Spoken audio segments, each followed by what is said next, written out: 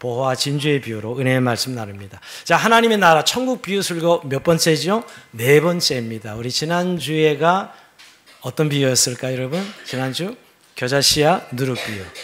더위 먹으셔가지고 지난주 뭔 설교 제목도 아예 생각이 안 나시는 것 같아요. 예, 다시 한번 하나님이 생수와 같은 은혜를 이 아침 우리가 부어주시기 원합니다. 오늘은 겨자씨와 누룩의 비유를 통해서 하나님 나라의 성장, 겨자씨는 외적인 성장, 누룩은 내적인 변화에 대해서 우리가 하나님 나라의 특성을 살펴봤고, 자, 오늘은 너무 심플해요. 오늘도 여러분, 오늘도 두 가지 비유입니다. 지난주가 두 가지 비유였듯이 두 가지를 묶었어요. 왜냐하면 비유의 의미가 같기 때문에. 오늘도 이 보화의 비유와 진주의 비유가 따로따로인데 묶어서 설교를 하려고 합니다. 너무 심플하죠. 지난주와 동일하게. 하지만 오늘 교훈은 아주 깊은 의미의 교훈을 담고 있습니다. 자기의 소유를 다 판 사람의 이야기죠. 그래서 다 팔아서 밭을 산 농부의 이야기, 또 오늘 정말 갇힌 진주를 발견하고 진주를 자기 소유를 다 팔아서 산 상인의 이야기가 오늘 그 하나님 나라의 비유입니다. 근데 오늘 이 비유를 딱 읽자마자 딱 들어오는 거, 하나님 나라를 위해서 헌신하고 하나님 나라를 희생하라, 이렇게 먼저 이미지가 잡힌 분이 있다면 이걸 좀 내려놓으셔야 됩니다. 사실 그건 교훈적 의미로는 이해할 수 있고 또 당연한 말씀이지만, 하나님 나라를 위해서 우리가 헌신하고 희생하는 거 뭐 가능한 일이고 또 우리가 해야 되는 일이지만, 예수님이 그런 의도로 말씀한 것은 아니라는 거예요. 하나님 나라를 위해서 희생하라, 그런 의도가 아닌데 우리는 이 본문을 읽을 때 그렇게 이해하고 넘어가는 본문이 되고는 있습니다. 자, 예수님이 정말 의도한 내용이 어떤 의도가 이 말씀에 담기는지 오늘 구체적으로 살펴보려고 합니다. 자, 먼저 밭에 감추인 보화의 비유를 보면요, 44절 볼까요? 천국은 마치 밭에 감추인 보화 같으니 사람이 이를 발견한 후 숨겨두고 기뻐하며 돌아가서 자기 소유를 다 팔아 그 밭을 사느니라. 자, 한 사람이 밭에 감추인 보화를 우연히 발견합니다. 한마디로 곡괭이질하다가 턱 뭐가 걸렸는데 파보니까 어마어마한 보물덩어리 있는 것이죠. 돈 상자가 있는 것이에요. 그래서 막 다시 흙을 덮어서 아무도 보지 못하게 한 다음에 집으로 돌아가서 자기의 전 재산을 다 정리해가지고 다 재산을 팔아서 그 밭을 매입하는 농부의 이야기입니다. 자, 근데 여러분, 물론 이 사람은 길을 지나다가 우연히 남의 밭에 감추인 보화를 발견할 수도 있겠죠. 그러나 여기 이 에레미야서는 신학자는 그렇게 설명하고 있어요. 아마도 이 농부는 그 밭에서 일하는 일용 노동자일 것이다. 주인의 밭을 경작하는 일용 노동자일 것이다 라고 이야기합니다. 주인은 알지 못하고 있었는데 이 일용 노동자 농부가 발견해서 자기 인생의 모든 것들을 다 정리해서 이 밭을 매입한 이야기일 수 있다고 설명합니다. 근데 예수님 당시에는 이런 이야기가 아주 익숙한 이야기예요. 늘 있는 이야기라는 것이에요. 여러분, 고대는 은행이 없었어요. 오늘같이 무슨 은행이 있었겠어요? 그래서 사람들이 자기 보물과 자기 보화를 땅속에 묻어두는 경우가 참 많습니다. 여러분, 성경에도 나오죠? 여러분, 한 달란트 받은 자가 땅속에 묻어두잖아요. 주인 올 때까지. 예? 그러니까 저축해 놓는 거죠. 땅속에다가. 예, 그런 이야기를 그 당시에 늘 있었던 이야기라는 걸 알 수 있어요. 특히 전쟁이나 반란이 변란이 일어날 때 그들은 자기의 재산을 땅에 묻어두고 갔다가 돌아와서 다시 그 땅을 파서 찾는 경우가 많았습니다. 그런데 문제는 고향으로 돌아오지 못하고 죽는다든지 혹은 기타 다른 병고로 그 보화를 캐내어 소유하지 못할 때 그 보화는 땅속에서 세월의 풍상을 거쳐 어떤 사람들에 의해서 발견되는 거예요. 바로 이런 경우죠. 주인을 잃어버렸다, 그 보화의 주인이 죽었거나 돌아오지 못했거나 그런 경우인데 어떤 이유에서 이게 발견되는 경우가 있었습니다. 그러니까 주님의 이 비유는 아주 듣는 사람은 아주 흔한 비유를 사용하심으로써 하나님 나라의 특성을 설명한 것입니다. 그러고 보면 여러분, 이 이야기는 어떤 한 사람의, 즉 횡재한 어떤 사람의 이야기죠. 그렇지 않아요, 여러분? 그 어마어마한 보물을 발견했으니까 돌아서 그 밭을 다 팔아서 그 밭을 산 이야기, 그것도 기쁨으로 그렇게 했다고 성경 기록하고 있습니다. 자, 두 번째 비유는 진주의 비유입니다. 45절 볼까요? 또 천국 마치 좋은 진주를 구하는 장사 같으니 극히 갇힌 진주를 하나 발견하며 가서 자기 소유를 다 팔아 그 진주를 사느니라.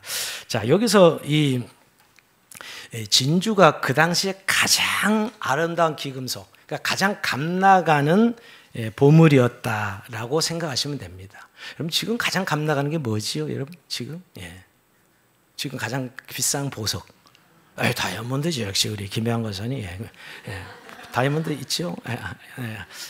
다이아몬드 전 하나 가지고 있지 않아요, 다들? 아니까요.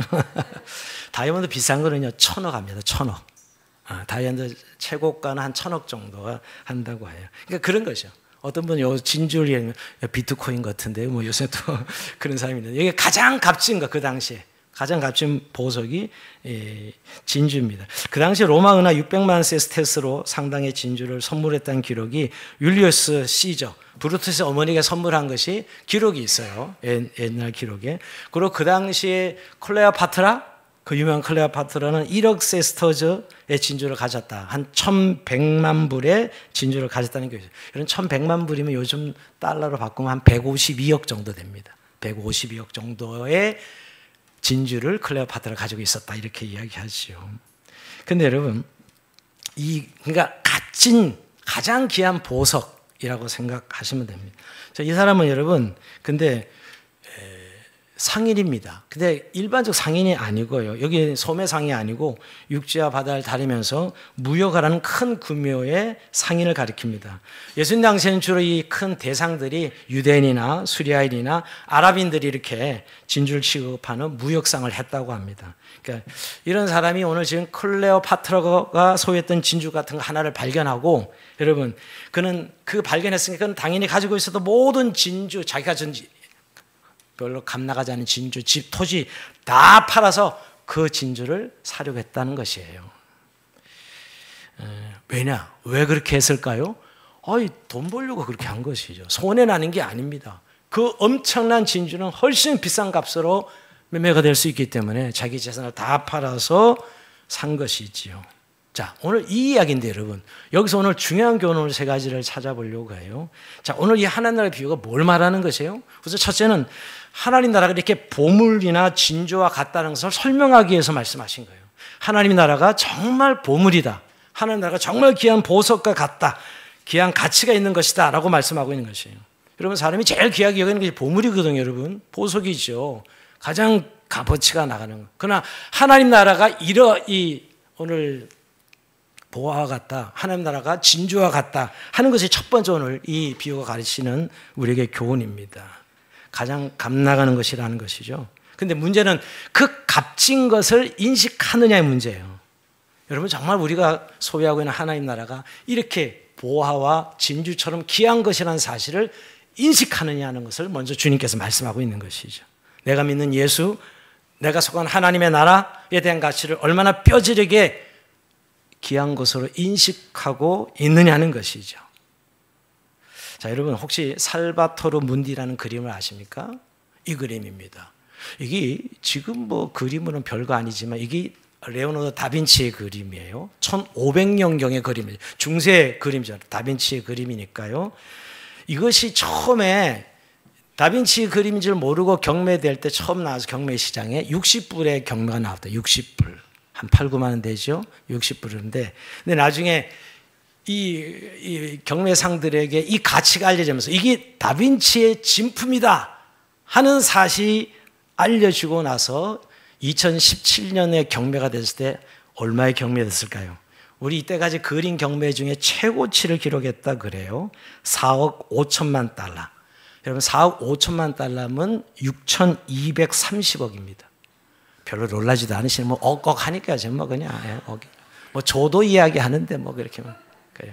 6,230억이라고요. 이게, 그러니까 한 8, 9만 원짜리가 이 진가를 알고 난 다음에, 이게 아라비아 왕자가 샀다 그래요. 왕자가 지금 소유하고 있다고 합니다. 그러니까 값어치를 몰랐을 때는 60불에 된 것인데, 이 값어치를 알고 경매될 때는 무려 6,230억에 매매가 됐다는 거예요. 근데 저는 이 그림 경매하는 것을 보면서 아마 이 그림이 어느 집에 있었을 거예요. 근데 그 집에 있는 주인은 이 그림이 그냥 뭐 늘상 있는 하나의 그림이다 생각하고 살았죠. 근데 이 값어치를 아는, 그림을 볼 줄 아는 경매상이 이 집을 와서 방문해서 보니까 어마어마한 그림이 달려 있었던 것이죠. 그래서 이 주인은 이 경매상은 이 주인 집에 가서 이 집을 나에게 파시오 그럽니다. 얼마에 파요? 내가 이 집이 지금 시가가 보통 한 1,000만 달러 되는데 내가 1,200만 달러를 줄 테니까 이 집에 있는 모든 인테리어 및 이런 걸 거저야 돼. 요 그림 장식 다 그대로 다 사겠어. 비싼 값을 지불하고. 그러니까 이 집주인은 너무너무 신나는 것이. 이거 안 그래도 이 집 뭐 별로 낡아서 그렇게 귀하게 여기지도 않았는데 이 새로운 사람이 나타나서 이 집의 시가가 1,000만 달러밖에 안 되는 걸 1,200만 달러를 주고 사겠다 그러니까 사라고. 그래서 1,200만 달러를 주고 샀다는 거 아니겠어요? 근데 여러분 1,200만 달러 해봐야 얼마 안 되거든요. 이게 지금 4억 5천만 달러 그림인데 그 그림을 모르는 사람에게는 이건 아무것도 값어치가 없었지만 이 그림의 진가를 아는 사람은 충분히 돈을 주고 사서 그 집을 소유하려고 산 것이 아니라 바로 이 그림 때문에 그 집을 산 것이죠. 여러분, 그래서 그 그림의 가치를 아는 이 경매상은 이 집을 사기에 자신이 있던 모든 재산을 다 통틀어서 대출을 받아가지고 1,200만 달러를 지불해서 이 집을 산 것이죠. 예, 이 경매상이 이 집을 산 것이 희생입니까? 헌신입니까? 아니지요. 대박이 난 거죠. 대박이 난 거예요. 우리가 본문을 지금 우리가 이 본문을 잘못 보는 분들이 너무 많아서 제가 예화부터 드는 것이에요. 1,200만 달러를 써서 4억 5천만 달러를 벌어들였다면 엄청나게 요즘 말로 대박 중에 대박이죠. 마찬가지입니다. 하나님 나라가 얼마나 귀중한지를 알기 때문에 우리가 가진 모든 소유를 드리는 것이 희생이나 헌신이 될 수 없다는 이야기예요. 우리에게도 여러분 예수 믿고 하나님 나라가 우리의 소유가 됐다는 건 우리에게도 대박난 사건이라는 것을 예수님께서 말씀하고 있는 것입니다. 그 가치를 비교할 수 없기 때문이죠. 그러니까 여러분 오늘 예수님이 이 비유를 통해서 우리에게 헌신의 희생을 강조하기 위함이 아닙니다. 그것이 아니라 오히려 우리에게 하나님 나라의 가치 앞에 우리가 모든 것을 드리는 것은 헌신과 희생이 아니라 우리 성도의 진짜 기쁨이요 행복이요 영광임을 말씀하고 싶어서 이 비유를 말씀하고 있는 것입니다. 문제는 여러분 그 가치를 인식하지 못하는 데 있어요. 정말 여러분 그 가치를 정말 그 그림의 가치를 모르는 사람에게 60불밖에는 매매가 안 되지만 그 그림의 가치를 아는 사람의 4억 5천만 달러의 그림이 인식되듯이 진짜 하나님 나라의 가치를 아는 사람에게는 이 하나님 나라가 그 어떤 것 비용을 지불하고서도 소유할 수 있는 그런 하나님의 나라이지만 그렇지 못한 사람이 아무것도 아닌 것이죠. 아무것도 아닌 것입니다. 여러분 오늘 저는 이 말씀을 보면서 가치를 모르는 사람에겐 그저 보물 뭐 그냥 물건 덩어리고 진주 조그만 돌덩어리에 지나지 않지만 그 물건을 진가를 아는 사람 눈에는 어마어마한 가치를 가지고 있다고 말씀하고 있는 것이에요. 그러니까 여러분 얼마나 그 진주의 가치를 알기 때문에 자신의 소를 다 팔 수 있었던 것이거든요. 정말 우리가 소유하는 하나님의 나라가 그 예수를 믿는 구원의 사건이 우리에게 그렇게 귀한 것인가 라는 사실을 인식하고 있느냐는 거예요. 여러분 사실은 왕 대신 예수님께서 역사 속에 찾아오셨지만 그 왕 대신 예수를 알아보지 못한 유대인들 여러분 요한복음에 보면 자기 땅에 오매 자기 백성이 영접지 아니하였다 이런 구절이 있는데 성경의 가장 슬픈 구절입니다. 지금도 그렇지 않아요 여러분? 우리에게 생명을 주시고 예수님이 우리에게 오셨지만 예수님을 모릅니다. 예수님과 함께하는 삶의 가치를 몰라요. 예수님과 동행하는 삶의 그 어마어마한 가치를 우리는 알지 못하는 것이죠. 놀라운 보화와 진주가 주어졌지만 보물과 진주의 의미를 깨닫지 못하는 것이죠. 그래서 예수님께서도 여러분 이런 말씀하신 거 기억하시죠? 예수님이 진주를 개에게 던지지 말라. 여러분 아무리 귀하고 알아보지 못하는 사람이 무슨 의미가 있어요? 개에게 진주를 던지지 말라 하는 말씀이에요. 아무리 귀해도 알아보지 못하면 그 의미를 알지 못하면 그 가치를 알아보지만 아무 소용도 없다는 것이에요. 그 가치를 아는 자만이 자기의 소를 다 팔아서 소유하게 된다는 것입니다. 근데 여러분 오늘 그 가치를 아는 사람이 소유를 다 팔아서 소유하는 것이 사실은 우리가 희생과 헌신이 아니라 성경은 천국을 소유하는 자들의 비용과 대가 지불이라는 것이에요. 여러분 천국이 값비싼 것이며 진정 가치는 아는 자는 그것을 얻기 위해서 기꺼이 대가를 지불하는 진리를 보여주는 것이 오늘 이 진주와 보화의 비유입니다. 이 대가는 단순히 희생이 아니라 천국의 가치를 아는 자가 자발적으로 감당하는 결단이죠. 결단. 여러분 성경의 예를 찾아볼까요? 여러분 베드로 안드로를 예수님께 부르셨을 때 넌 나를 따르라 했을 때 여러분 예수님을 따라가기 위해서 그물을 버려두고 그랬어요. 여러분 자기의 생계가 달리는 그물을 때리치고 버려두고 예수님을 따른 거죠. 주님을 따르는 일이 얼마나 귀한 것인 걸 알기에 자기 그물을 버리고 따라갔듯이 말이에요. 요한과 야고보가 배와 아버지를 버려 그는 배와 아버지를 버리고 예수님을 따랐다고 말씀하고 있습니다. 여러분 그들의 행동을 희생이라고 말합니까? 아니죠 여러분. 성경이 이렇게 이야기합니다. 마태복음 16장 25절에 보면 누구든지 나를 따르거든 자기를 부인하고 자기 십자가를 지고 나를 따를 것이니라. 누구든지 제 목숨을 구원하고 잃을 것이니 누구든지 나를 위하여 제 목숨을 잃으면 찾으리라. 이거죠. 예수의 제자 나를 따르기 위해서는 이 하나님 나라의 어마어마한 소중한 가치를 소유하기 위해서는 이런 비용을 지불해야 된다는 거예요. 대가를 지불해야 되는 십자가를 지고 나를 따를 것이라 이야기합니다. 여러분 부자 청년 이야기 아시죠? 마태복음 19장에 보면 여러분 네가 온전하고 할진데 가서 내 소를 팔아 가난한 자에게 주라. 그리하면 하늘에서 보화가 내게 있으리라. 그리고 와서 나를 따라. 이 청년이 보니까 예수님을 따르고 싶은데 돈이 걸림돌이에요. 항상 그렇습니다. 지금도 예나 지금이나 하는 예수 믿는데 다 이 문제가 걸려 있죠. 그러니까 네 보화를 다 팔고 그러면 나를 따라 하늘의 보화가 내게 줄 것 이르리라. 이렇게 말씀하셔요. 그런데 불행하게도 그 청년이 재물이 많음으로 근심하여 돌아가니라. 예, 재물이 많음으로 없으면 괜찮은데 재물이 많음으로 근심하여 돌아갑니다. 재물 앞에 장사가 없죠, 여러분. 이렇게. 근데 여러분 이 장면을 보고 베드로가 좀 충격받았어요. 이 청년이 지금 돈 문제만 있지 부자고 신앙 좋고 율법 다 지키는데 그럼 우린 뭐지? 하면서 물으면 보소서 우리가 모든 것을 버리고 주를 따라 싸운데 그런즉 우리가 무엇을 얻으리까? 이렇게 질문을 던집니다. 그럼 우린 뭐예요, 주님? 우리 다 버리고 주님을 따랐는데 주님의 보상을 볼까요? 마태복음 19장 28절 이하에 내가 진실로 너에게 이르니 세상에 새롭게 되어 인자가 자경의 보좌에 앉을 때 나를 따른 너희도 12보좌에 앉아 이스라엘 12지파를 심판하리라. 또 내 이름을 위하여 집이나 형제나 자매나 부모나 자식이나 전투를 벌인 자마다 열애벌을 받고 또 영생을 상속하리라. 할렐루야.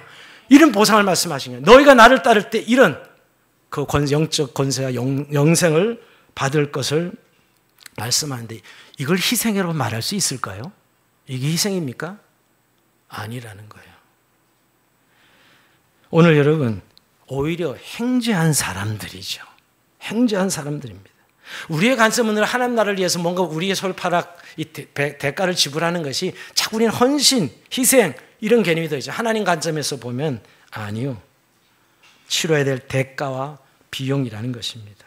천국을 소유한 자들의 대가 지불이죠. 여기에 대해서 예수님이 한 번 더 이야기하면 누가복음 14장 28절에 보면 두 가지 비유가 나옵니다. 하나는 망대의 비유가 하나는 전쟁에 난 왕에 대한 비유인데요. 내용이 길지만 한마디로 야 너희가 망대를 질 때 예산을 세우지 않느냐. 이게 100만 원 들 것은 100만 원을 준비해서 집을 세워야 집을 세워지지 100만 원은 계산도 안 하고 집 짓다가 중도 그냥 짓다가 돈이 없어서 못 짓는 이런 집들 가끔 보잖아요. 그런 어리석은 주인이 어디 있겠냐 건축주가. 단위 계산하고 집을 예산을 마련하고 집을 짓지. 그 비용에 대해서 계산한 건 너무나 당연하지 않느냐라고 말씀하고 있고 임금 전쟁이 나는데 1만이 있다. 우리가 1만 병사고 저쪽이 2만 병사야. 그러면 전쟁하면 안 되죠. 가서 뭐 뻔히 질 걸 아는데 그때는 화친을 청해야죠. 조공을 바칠 때는 전쟁하지 맙시다. 이래야죠. 무식하게 전쟁을 해 죽는 그런 왕이 어디 있겠냐 이 말이에요. 당연히 비용을 계산하지 않겠느냐라는 것이에요. 지혜로운 사람들이면 일을 시작하기 전에 비용을 계산하는 건 당연하다는 것이에요. 그렇지 않으면 그들은 이루지 못할 일 시작해서 중단하거나 패배하게 될 것이라는 거예요. 그러면서 여러분 결국 이 비유의 핵심은 오늘 26절, 27절, 33절에 나오는데요. 다시 올려주면 우리는 내게 오는 자가 자기 부모와 처자와 형제와 자매와 더욱이 자기 목숨까지 비하하지 않으면 능히 내 제자가 되지 못하고 누구든지 자기 십자가를 지고 나를 따르지 않는 자 능히 내 제자가 되지 못하리라. 이와 같이 너희 중에 누구든지 자기의 모든 손을 버리지 않으면 능히 내 제자가 되지 못하리라. 결론입니다. 이런 비용과 이런 대가를 지불한다는 거예요. 왜? 천국을 소유하는 자들은 당연히 이 비용을 지불하는 거예요. 오늘 그가 전 재산을 다 팔아 밭을 사는 것처럼 그가 그의 모든 샤워를 다 팔아 진주를 사는 것처럼 바로 이 대가를 지불한다는 것이죠. 이것을 성경은 희생이라고 말하지 않습니다. 그리고 강요하지 않습니다. 오늘 두 비유가 강조하고 있는 것은 보화와 진주의 가치를 알기 때문에 기뻐서 기쁨으로 자기의 전선을 다 팔아서 천국을 소유한다는 것이에요. 그들의 행위는 강요에 못 이긴 헌신 행위가 아니었습니다. 누구라도 이 가치를 알기만 한다면, 예수님 그 당시에 비유를 든 것은 여러분 대박이잖아요. 횡재잖아요, 여러분. 누가 천국을 발견했는데 그러지 않을 사람이 어디 있겠느냐. 기쁨으로 그것을 가서 그 일을 한다는 것이요. 그렇게 비용을 지불하고서라도 보화 진주를 살 것이라는 겁니다. 이게 오늘 우리 이 비유가 가르치는 두 번째 교훈입니다. 여러분, 저는 오늘 한 인물을 소개하고 있습니다. 로이드 존스. 신학을 한 사람은 마틴 로이드 존스의 설교집을 안 읽어본 사람은 없습니다. 그 사람은 신학생도 아니죠, 여러분. 여러분, 20세기 최고의 설교가입니다. 이 로이드 존스가. 근데 이 분은 20대 초반에 이미 영국 왕실과 상류층 인사들의 의료를 담당하는 영국 최고의 의사였어요. 의사. 정말 잘 나가는 의사였습니다. 그의 장래는 보장되었고 유망했습니다. 그러나 그는 하나님께서 자신을 말씀의 사역자로 부르신다는 부담을 떨쳐낼 수가 없게 됩니다. 결국 그는 자신에게 보장된 이 의사의 길을 완전히 내려놓고 아주 남쪽 남웨일즈의 항구 지역인 에버라본에 있는 거의 무너져가는 전도처, 교회도 아니에요. 전도처의 샌드필드 미션홀의 목회자가 됩니다. 그 당시에 보장된 삶을 다 버리고 가난한 목사의 길을 선택한 이 로이드 존스의 이야기는 굉장히 뉴스거리가 됩니다. 영국에서 말이에요. 영국이 그 당시 부흥의 시기였으니까 엄청난 뉴스거리가 됩니다. 야, 그 최고의 의사가 그 길을 버리고 저 시골에 조그만 교회 목사의 길을 간다는 것이 너무 빅뉴스였죠. 근데 그는 그때 이렇게 이야기했습니다. 저는 아무것도 포기하지 않았습니다. 오히려 모든 것을 받았습니다. 누구든 복음의 사자로 부르시는 것이 하나님이 그에게 주실 수 있는 최고의 영예라고 생각합니다. 하나님 나라의 가치를 알았던 로이드 존스는 그것이 희생이라고 말하지 않았습니다. 의사의 길을 버리고 이 복음의 사자로 나가는 이 길이야말로 영광이요 특권이요 하나님의 은혜라고 그는 고백했던 것이죠. 이 비유에서 가장 중요한 건 여러분 이 44절에 기뻐하며요. 기뻐하며. 그가 발견하고서 기뻐하며 자기 전 재산을 다 팔아서 그 밭을 매입하는 것입니다. 상인도 마찬가지입니다. 진주 이야기에는 기뻐하며 나오진 않지만 여러분 그렇게 비싼 진주를 사고 싶은 상인의 마음 얼마나 기뻤겠어요. 자기 저 재산 있던 진주 있던 보석 다 팔아서 값비싼 진주를 샀던 것이죠. 여러분 모든 척도를 넘는 큰 기쁨이 한 인간을 사로잡으면 그 기쁨은 그를 감격시키고 그의 중심을 사로잡아 그의 마음을 압도합니다. 그래서 그 어떤 것도 여러분 아까워하지 않습니다. 그 기쁨에 비하면 여러분 이것을 소유하는 기쁨이 얼마나 큰지 자기의 전전을 다 파는 것 절대 아까워하지 않습니다. 왜? 이 가치를 알고 그 가치 때문에 생기는 기쁨이 있기 때문이죠. 여러분 우리가 하나님 나라의 이 발견 내가 하나님 나라 백성이 되고 하나님 나라가 내게 소유가 되었다는 이 기쁨이 그로 하여금 모든 소유를 다 팔아서 그 소유를 하게 하는 이 사건이죠, 여러분. 바로 기쁨이 열쇠입니다. 천국을 발견한 기쁨, 예수 그리스도를 발견한 기쁨이죠. 복음 안에서 하나님의 선하심과 은혜를 발견한 그 기쁨이야말로 그로 하여금 자기의 소유를 다 팔게 하는 아니 자기의 목숨까지도 아끼지 아니합니다. 그 가치 앞에서 자기가 이전에 소중히 여기는 모든 것들을 사실 다 배설물에 불과하다고 고백한 사도 바울을 우리는 알고 있지 않습니까? 그런 사도 바울이 어떤 사람이었어요? 율법 대학자요, 부자요, 그죠? 바리새인이요, 어마어마한 명예를 가진 사람이지만 그가 예수님을 발견한 후에 하나님의 나라를 발견한 후에 내가 예수를 아는 것이 내가 가장 고상한 지식이라고 고백하면서 예수를 아는 것이 그래서 내가 예수 안에서 그 의가 발견되기 원한다고 고백하면서 내가 가진 이 모든 것들을 다 배설물로 여긴다. 고상하게 표현한 거 다 똥같이 여기고 오직 예수 그리스도 안에서 내가 발견되는 것만이 가장 귀한 것이라고 고백했던 사람이 사도 바울이에요. 사도 바울이 그런 인생을 살지 않습니까? 그겁니다, 여러분. 오히려 내가 예전에 여겼던 이 모든 것 다 배설물이고 주님을 알고 나서는 아무것도 아니라는 것이에요. 근데 우리는 그것을 희생이라고 말하지 않는다는 거예요. 그가 그 발견한 가치 때문이죠. 그래서 여러분 우리가 예수님이 주신 기쁨, 이 기쁨은 그냥 주님께 주신 이 세상이 주는 기쁨과 같지 않은 그런 기쁨이죠, 여러분. 이 천국의 기쁨, 천국을 소유한 이 기쁨을 아시냐고요. 이 기쁨이 그로 하여금 그렇게 하게 한 것이죠. 자기의 소유와 자기의 목숨까지도 아끼지 않고 주를 섬기게 한 것입니다. 여기에 천국의 비밀이 있는 거예요. 기독교의 비밀은 이겁니다, 여러분. 그 천국의 가치를 알기 때문에 그것을 맛본 사람은 세상의 어떤 다른 기쁨의 쾌락과 그것을 바꾸지 않습니다. 자기 것을 다 팔아 산 것을 후회하지 않습니다. 왜? 그 하나님 나라는 자기가 소유한 것을 다 걸 만큼 너무너무 값진 것이기 때문이죠. 영원한 생명이기 때문인 것이죠. 이것이 오늘 주님께서 말씀하신 비유의 원 뜻입니다. 근데 여러분, 이 비유는 이렇게 천국에 값진 것을 우리가 자기의 소유의 비용을 다 지불하는 그런 내용의 비유면서도 같은 면은 같은데 다른 면이 있어요. 그죠? 뭐가 다르죠?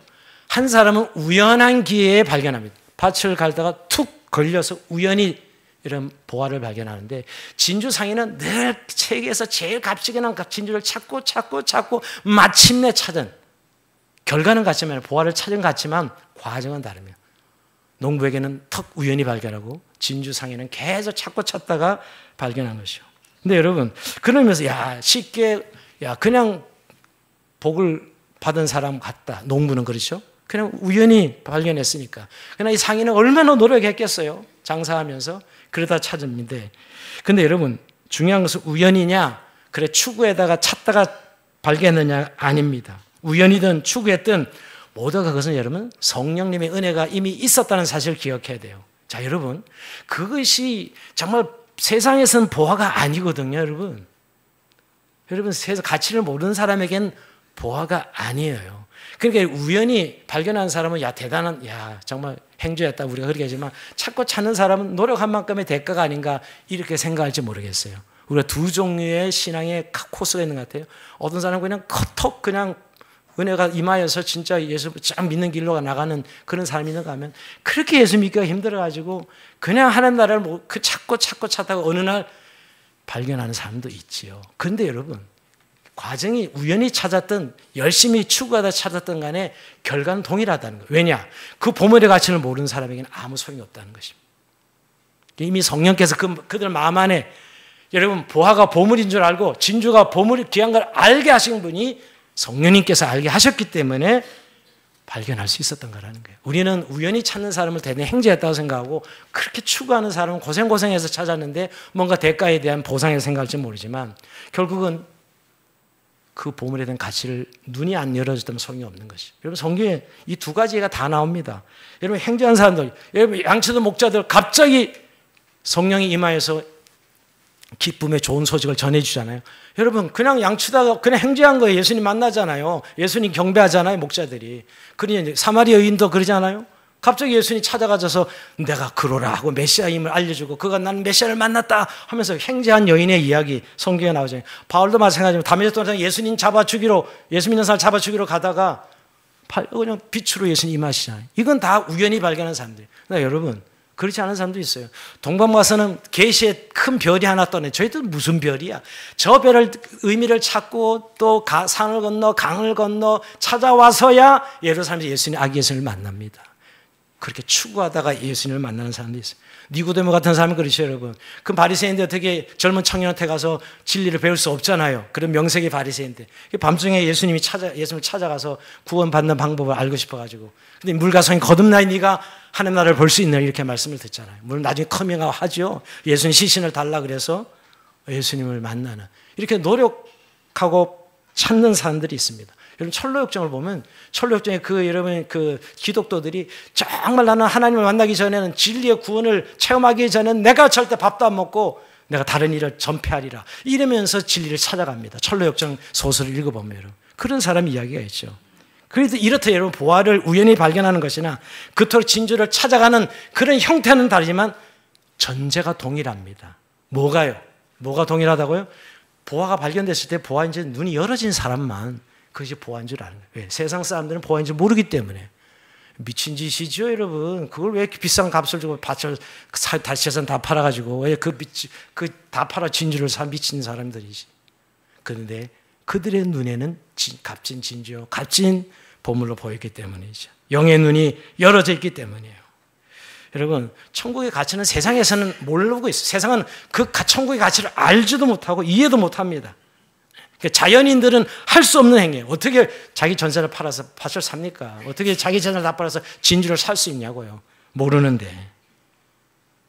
근데 여러분, 우연히 예상하지 못하는 만남이든 평생을 찾던 만남이든 성령께서 그들에게 보화를 볼 수 있는 은혜를 미리 주셨다라는 거. 이것이 차이라면 차이로 갈 수 있는데, 어느 게 더 낫다 덜 낫다가 아니라 그 사람의 은사요, 그 사람의 하나님의 인도하심의 차이일 뿐입니다. 이거 가지고 도토리 키재기로 늘 누구는 예수 잘 믿고 누구는 예수 힘들게 믿고 이렇게 이야기할 이유가 없다는 것이죠. 오늘 말씀을 정리하면서 여러분, 그렇다면 오늘 이 비유를 통해서 우리는 어떻게 적용할 수 있을까요? 정말 이 비유가 우리는 어떻게 적용할 수 있을까요? 여러분, 예수님께서 탐심과 관련해서 어리석은 부자의 비유를 말씀합니다. 누가복음 12장에 보면 성공한 부자가 있습니다. 요즘도 여러분 상장해 가지고 대박찬 CEO도 있고요. 정말 주식을 해가지고 대박난 사람도 있고요. 요즘 이 자본주의 시대에 이 대박난 이야기는 종종 간증 쳐는 사람들에게 알려주고 있는데 2000년 전에도 예수님의 당시 그런 부자가 있었다는 이야기입니다. 너무 소출이 많아서 저장할 창고를 걱정해야 하는 사람입니다. 그는 이제 평생 먹을 것이 있으니 평안히 쉬고 먹고 마시고 즐기자고 생각합니다. 야, 내 노후 연금 다 마련해놨고 이제 다 노후 준비 다 했으니 이제 좀 세계 여행을 다니면서 놀고 먹고 살자. 이런 사람 많죠. 이런 부자들 많습니다. 근데 주님 그런 분들에게 오늘 말씀하는 거예요. 밤에 나타나서 말씀하시죠. 어리석은 자요, 오늘 밤에 내 영혼을 도로 찾으리니 그럼 내 준비한 것이 누구의 것이 되겠느냐. 자녀들에게 돌아가고 이웃 사람들이 다 돌아가겠죠. 그런 돈 많습니다. 그냥 부자는 만들었는데 자기는 한 푼도 못 쓰고 두고 다 떠나는 부자들 많죠. 그러면서 예수님이 그 비유의 뜻을 이렇게 설명합니다. 자기를 위하여 재물을 쌓아두고 하나님께 대해 부여하지 못한 자가 이와 같으니라. 자, 세상의 재물을 자기를 위해서 쌓고 자기의 즐거움을 얻기 위해서 사용하려는 것을 어리석다 이렇게 말씀하시면서 하나님께 대하여 부여하지 못한 자 이렇게 표현해요. 자, 어리석다 하나님께 부여하지 못한다. 그러면 여러분 오늘 이 비유가 그거예요. 보화 진주를 발견하고 자기의 소유를 다 팔아 산 자들은 지혜로운 자들이라는 것이에요. 오늘 이 비유가 바로 그와 연결되는 것이에요. 이게 하나님께 대해 부여한 자들입니다. 자기의 모든 시간, 자기의 모든 재정, 자기의 모든 삶에 가진 것들을 다 동원해서 하나님의 나라를 위해서 살아가는 자들, 그것에서 살 수 있는 자들이야말로 하나님께 부여한 자들이다 하고 말씀하고 있는 것이 하나님 나라를 위해 살아가는 사람들이죠. 여러분, 우리는 정말 어떻게 살아가야 될까요? 여러분, 우리가 살아가는 삶의 의미를 정말 우리가 하나님의 나라 백성이 되었다면 오늘 누가복음 12장 32절에 주님께서 이렇게 말씀합니다. 이건 같이 한번 읽어보겠습니다. 시작. 적은 무리여 무서워 말라. 너희 아버지께서 그 나라를 너에게 주시기를 기뻐하시느니라. 너희 소유를 팔아 구자에 낡아지지 아니하는 배낭을 만들라. 그 하늘에 둔 바 다함이 없는 보물이니 거기는 도둑도 가까이는 일이 없고 좀 더 먹는 일이 없느니라. 너희 보물이 있는 곳엔 너희 마음도 있느니라. 예. 하늘에 보물을 쌓아두라. 헌금하라는 이야기 아닙니다, 여러분. 이 어떤 구절로 딱 이렇게 아예 어릴 때부터 머리에 인식된 분이 참 많더라고요. 참 우리의 모든 것들이 하나님 나라에 쓰임 받을 수 있다면 그야말로 하나님에 대해서 부유한 자라는 것이죠. 하늘의 보화, 하늘의 창고를 쌓는 삶을 살아라는 것입니다. 밭에서 보화를 발견한 사람, 그리고 그 값진 질을 발견한 사람은 그렇게 한 사람들이죠. 그들은 억지가 아니라 그 가치를 알았기 때문에 그렇게 행동했습니다. 여러분, 비록 믿음이 없는 사람은 이해할 수도 없고 어리석다고 볼 수밖에 없는 일입니다. 여러분, 근데 기쁨으로 그렇게 하죠. 이게 은혜예요. 이게 어리석은 자들이 아니죠. 횡재한 자들이에요. 요즘 말로 영적으로 대박난 사람들이죠. 희생이 아닙니다. 여러분, 우리가 그 가치를 모르는데 가치를 모르는 사람이 희생이라고 말할 수 있을지 모르겠어요. 네, 가치를 아는 사람에게는 희생이 아닙니다. 그들이 얻은 하나님 나라는 그들이 팔아는 게 모든 소유와 비교조차 할 수 없는, 게임도 되지 않는 내용의 것들이기 때문이죠. 절대 가치이기 때문이죠. 우리가 이 아침에 그 하나님 나라의 진정한 보화를 볼 수 있는 눈이 열어지기를 주의 이름으로 축원드립니다.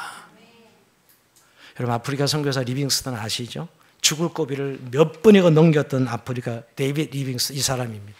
이 사람이 1857년 12월 4일 캠브리지 대학에서 젊은 대학생들이랑 이렇게 연설합니다. 이렇게 설교해요. 자, 개인적으로 말하자면 하나님께서 나를 이러한 직분에 세워주신 것에 대해 나는 한순간도 기뻐하지 않은 적이 없습니다. 그 고생하면서도, 그 죽을 고비를 넘기면서 사람들은 내가 아프리카에서 삶의 많은 시간을 보낸 것을 두고 희생이라고 말합니다. 하지만 그것이 정말 희생일까요? 건강한 활동 속에서 오는 축복된 보상, 선한 일을 하고 있다는 의식, 마음의 평안, 그리고 장차를 영화로운 운명에 대한 밝은 소망이 뒤따른다면 그것을 과연 희생이라고 부를 수 있을까요? 그런 시각과 생각 속에 희생이라는 단어는 치워버립시다. 그것은 분명히 희생이 아닙니다. 오히려 그건 특권이라고 말해야 됩니다. 때로는 불안, 질병, 고통, 위험이 따를 수도 있고 이 세상에 누리는 일반적인 편안함과 친절함을 포기할 수도 있습니다. 그런 것들 때문에 잠시 멈칫할 수는 있지만 그것도 잠깐일 뿐입니다. 이 모든 것은 우리 안에서 우리를 위해 나타날 영광에 비하면 아무것도 아닙니다. 나는 결코 희생한 적이 없습니다. 여러분, 그 죽을 고비를 넘긴 리빙스턴의 입에서 오늘 나온 선포였습니다. 그는 하나님 나라를 소유하기 위한 우리의 결단을 희생 헌신한 용어를 쓰기를 거부했습니다. 나의 특권이요, 나의 영광의 기쁨이라고 이야기합니다. 그 은혜가 어떤 은혜인지 알았기 때문이죠. 참, 근데 저는 오늘 이 말씀을 묵상하면서 한 가지 턱 머리를 깨달으니 바로 예수님 이 비유에 자기 자신을 이야기한 거더라고요. 여러분, 그 예수님이 자기 전 재산을 팔아서 예수님 보화를, 그 보화, 저와 여러분을 구원하게 십자가 지셨잖아요. 그죠? 그 십자가 지심으로 자기 생명을 내어놓음으로 그 보화를 자기 것으로 삼았던 것이죠. 하나님의 백성으로. 보화는 저와 여러분이고 진주는 바로 저와 여러분이기에 주님이 그 보화를 진짜 자기 것을 만들기 위해서 자기 생명을 십자가에서 내어주신 것이지요. 여러분, 주님이 우리를 그렇게 구원했다면 우리가 주님을 위해 살아가는 삶도 희생이라고 말할 수 없는 것이죠. 우리의 기쁨이요, 우리의 특권이요, 영광이며. 그래서 여러분, C.T. 스터드 같은 사람, 외국 선교의 창시자죠. 외국 선교의 창시 스터드 같은 사람은 그렇게 인도, 아프리카, 중국 선교를 하면서 정말 그분도 죽을 고생을 하면서 선교하면서 그런 이야기를 했습니다. 예수 그리스도께서 하나님이시며 나를 위해 죽으셨다면 내가 그분을 위해 드리는 어떠한 것도 희생일 수 없다. 어떠한 것도 희생. 그분이 나를 위해 죽으셨다는 것이 분명하다면 내가 그분을 위해 드리는 그 어떤 것도 희생이라고 말할 수 없다라고 그는 선포합니다. 여러분, 이게 천국의 비밀입니다. 여러분, 정말 자신의 것을 다 팔아서 천국을 소유하셨습니까? 그리고 지금 그 비용과 대가를 지불하는데 아까워지 않고 기쁨을 그 일을 감당하고 있습니까? 여러분, 하나님의 나라, 그의 백성됨, 그리고 그 우리에게 주는 구원과 생명, 여러분, 그것은 우리의 것을 다 파서 소유할 만한 것들에 너무너무 귀하고 아름다운 것이요, 고귀한 것들입니다. 오늘 이 천국의 기쁨으로 그 귀한 것들을 소유하시고 또 그 삶에 대해서 오늘도 믿음의 결단을 하는 저런 삶이 되길 주의 이름으로 축원드립니다. 자, 우리 찬송